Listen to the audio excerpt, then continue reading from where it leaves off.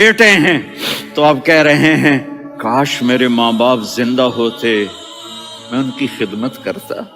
پھر فرمایا اور نہیں تو میری ماں تو ہوتی، چونکہ ماں کو دیکھا ہے نا، باپ کو دیکھا نہیں ہے، تو فرمایا کاش میری ماں زندہ ہوتی اور میں عشاء کی نماز کے لیے مصلی پہ کھڑے ہو کے الحمدللہ رب العالمین پڑھ رہا ہوتا، اور ادھر سے میری ماں مجھے بلاتی محمد، تو میں نماز توڑ کے کہتا جی اماں جان میں آ رہا ہوں، نماز پھر پڑھا دوں گا۔ اپنے والدین کی عزت کرو۔ یہاں کا بڑھاپا بڑا خوفناک ہے کہ اولادیں چھوڑ جاتی ہیں اور ماں باپ ٹوائلٹ جانے سے بھی عاجز ہوتے ہیں۔ اپنی ماں کی دعا لو، اپنے باپ کی دعا لو۔ میرے نبی نے فرمایا ہاں عمر میرے بعد ایک آدمی آئے گا، اس کا نام ہوگا اویس، اور وہ کرن کی شاخ سے ہوگا۔ ہو گیا ٹائم؟ اچھا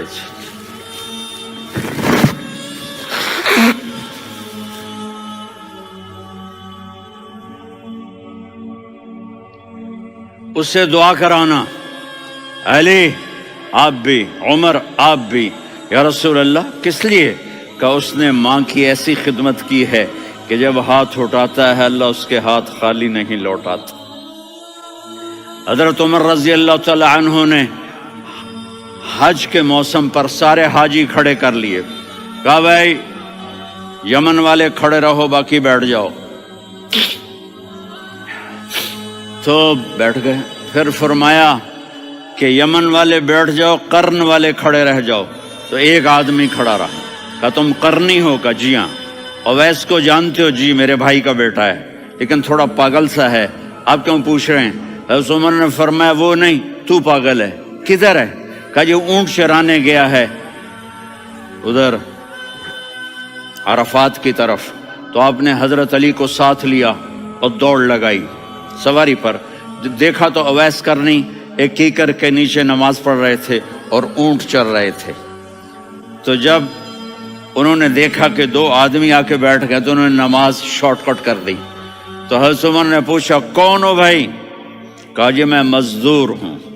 کہا تیرا نام کیا ہے؟ کہا جی اللہ کا بندہ۔ کہا ارے بھائی تیری ماں نے تیرا نام کیا رکھا ہے؟ اس نے تو نہ حضرت عمر کو دیکھا تھا نہ علی کو۔ وہ کہنے لگا بھائی تم کون لوگ ہو میرا انٹرویو کرنے والے؟ یہ تو میں اپنی زبان میں کہہ رہا ہوں۔ تو حضرت علی بولے کہ بھائی یہ ہیں امیر المومنین عمر بن خطاب اور میں ہوں علی بن ابی طالب۔ تو وہ ایسے کانپنے لگے، میں معافی چاہتا ہوں، میں پہلی دفعہ آیا ہوں، میں نے آپ کو دیکھا نہیں، فرمائیے آپ۔ حضرت عمر نے کہا ہاتھ اٹھا ہمارے لیے دعا کر، تو وہ رونے لگے۔ آپ نبی کے صحابی، میں عاجز مسکین میں دعا کروں؟ میری اوقات ہے میں دعا کروں؟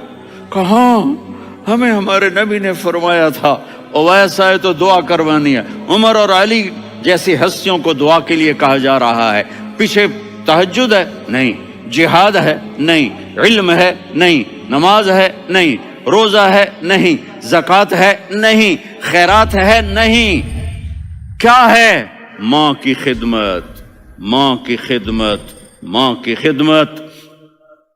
میرے نبی نے فرمایا لوگ جنت میں چلیں گے، اویس چلے گا، جب گیٹ پر پہنچے گا تو اللہ کہیں گے اویس کو پیچھے ہٹا دو، باقی اندر چلے جاؤ۔ تو اویس کرنے ڈر جائیں گے کہ یا اللہ جنت کے دروازے پر مجھے پیچھے ہٹا دیا، تو اللہ کہیں گے پیچھے دیکھو، ویسے پیچھے مڑ کے دیکھیں گے تو لوگوں کا مجمع ہوگا جو جہنم میں جا رہے ہوں گے، ایمان والے، گنہگار مسلمان۔ تو میرا اللہ کہے گا اویس اپنی انگلی کو پھیرتا جا، جس پر تیری انگلی پڑے گی تیری تو فیل سب کو جنت میں ڈال دوں گا۔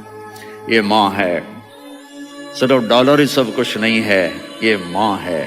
میرے نبی نے فرمایا تیرا باپ تیری جنت کا سب سے بڑا دروازہ ہے، اگر تو نے باپ کو ناراض کر کے موت پائی تو تیرے لیے جنت کا دروازہ کھل نہ سکے گا، یہ باپ کا مقام ہے۔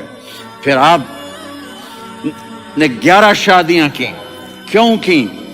سنو حدیث، ما تزوجت وما زوجت الا بوحی من السماء نزل به جبریل۔ کہ میرے ساتھیوں سنو، اللہ کی قسم میں نے کوئی شادی اپنی مرضی سے نہیں کی، میرے اللہ نے فرمایا یہاں کرو، میں نے کی۔ میں نے اپنی بیٹی وہاں دی جہاں میرے اللہ نے فرمایا۔ تو اتنی شادیاں کیوں کی ہیں؟ ہمیں گھر کی زندگی سمجھانے کے لیے۔ میری بات غور سے سنو، دنیا کا سب سے بڑا رشتہ خاوند اور بیوی ہے، سب سے مقدس رشتہ ماں باپ ہے، لیکن سب سے بڑا رشتہ خاوند اور بیوی ہے۔ جب یہ ٹوٹ جاتا ہے تو پوری نسل برباد ہو جاتی ہے۔ اس لیے آپ نے زندگی گزار کے دکھائی۔ آپ گھر میں جھاڑو دے رہے ہیں، آپ آٹا گوندھ رہے ہیں، آپ حضرت عائشہ کو لقمے بنا کے کھلا رہے ہیں، اور حضرت عائشہ کی دلداری کے لیے فرما رہے ہیں عائشہ، سننا حدیث طبرانی کی، عائشہ انہو لیہون علی الموت ان اریتکی زوجتی فی الجنہ۔ عائشہ مجھے جب سے پتا چلا ہے نا کہ تو جنت میں میری بیوی ہے تو مجھے تو مرنے کا شوق لگ گیا ہے۔ اللہ کی قسم ہمیں سکھانے کے لیے تھا۔ جس نے اللہ کو دیکھ لیا ہو اسے عورت کی کیا خواہش رہ جاتی ہے۔ یہ ہمیں سکھانے کے لیے تھا کہ سب سے زیادہ عزت بیوی اپنے خاوند کو دے، خاوند اپنی بیوی کو دے۔ ہن لباس لکم وانتم لباس لہن، تمہاری بیوی تمہارا لباس ہے، اور اللہ بیوی سے کہتا تیرا خاوند تیرا لباس ہے۔ آپ نے 11 گھروں کو کس طرح آباد کیا، کس محبت سے کیا کہ 2 مہینے چولہا نہیں جلتا اور کسی کی زبان پر شکایت نہیں۔ یہ حسن سلوک، یہ محبت۔ حضرت عائشہ کی عمر تھوڑی تھی، جہاد کے سفر سے واپسی ہو رہی، تو آپ نے صحابہ سے کہا بھائی چلے جاؤ سارے آگے چلے گئے، تو صرف آپ دونوں رہ گئے۔ تو آپ نے کہا عائشہ دوڑ لگائیں۔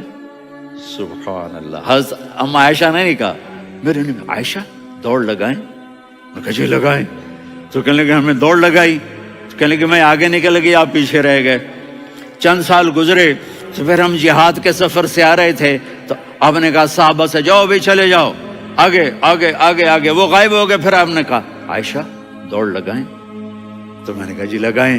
کون دنوں ذرا میں موٹی ہو گئی تھی، تو جب دوڑ لگی تو میرے نبی آگے نکل گئے، میں پیچھے رہ گئی۔ تو ہم نے کہا ہاذہ بتلک، عائشہ تو میں اب برابر ہو گئے، ایک دوڑ تم نے جیتی، ایک دوڑ میں نے جیتی۔ یہ ہمیں گھر کی زندگی سکھانے کے لیے تھا کہ گھر میں بیوی کے ساتھ کیسا ہونا چاہیے۔ اور عورتوں کے لیے کہا اگر میری شریعت میں سجدہ ہوتا تو میں بیوی سے کہتا اپنے خاوند کو سجدہ کرے، تاکہ ایک نسل تیار ہو،